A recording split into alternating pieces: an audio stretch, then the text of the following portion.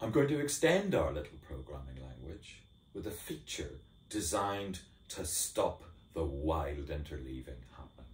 It's called locking. And an extra kind of process where there's the keyword lock, and then you have a variable,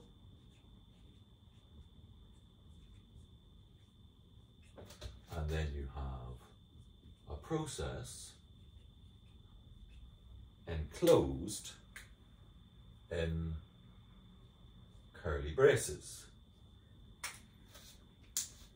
And the idea of a lock process is that it says this variable is mine for the duration of this whole process. Everything from the open curly brace to the closed curly brace.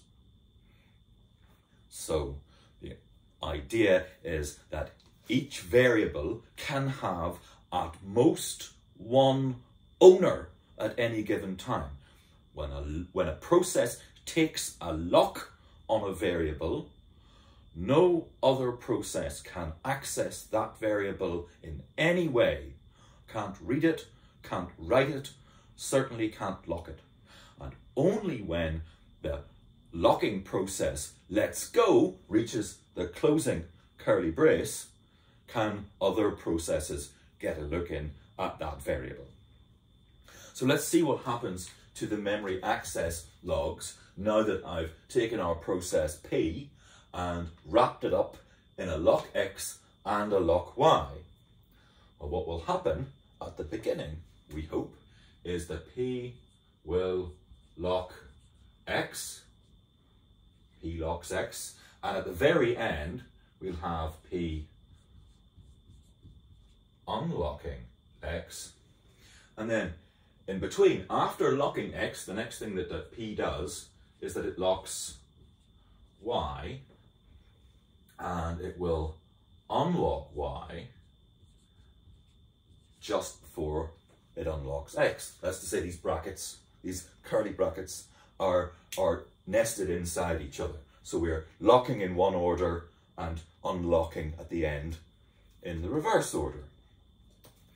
Meanwhile, I've got Q with the same locking strategy. Locking X, then Y, unlocking at the end. So we'll have something pretty similar. Oh, I should say Q locks X, Q locks Y, Q unlocks Y, Q unlocks X. So each of these processes wants to take the lock on X as the first thing it does. So what happens when we run these programs concurrently? Well, first of all, there's a race. P and Q both want to lock X. Whichever one of them wins the race stops the other one from doing anything. If P wins the race, gets as far as locking X, then Q cannot do the next thing it wants to do. It must wait. So correspondingly, only P can continue. P will get as far as locking Y, doing all of its stuff, because Q still has to wait for P to unlock X. Once P has unlocked X, Q can go.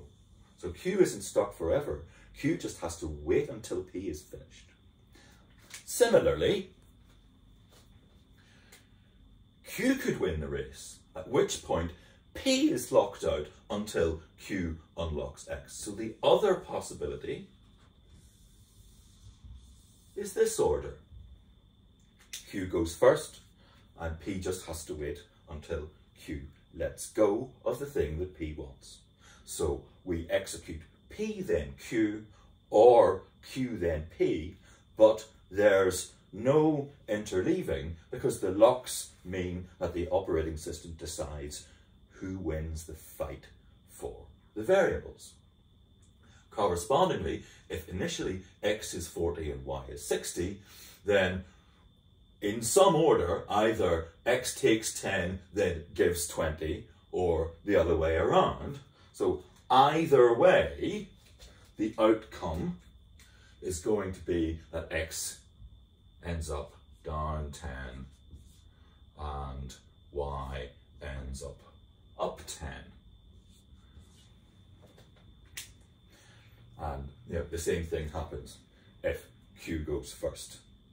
Doesn't happen in the same order, but when these are just like money transfers, it doesn't matter what order they happen in as long as they don't interfere with each other.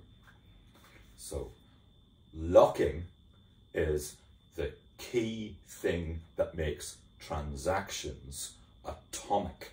That's to say, when a transactional process like this wraps its assignments in locks for all of the variables involved, then we call that transaction atomic. P is atomic, and so is Q.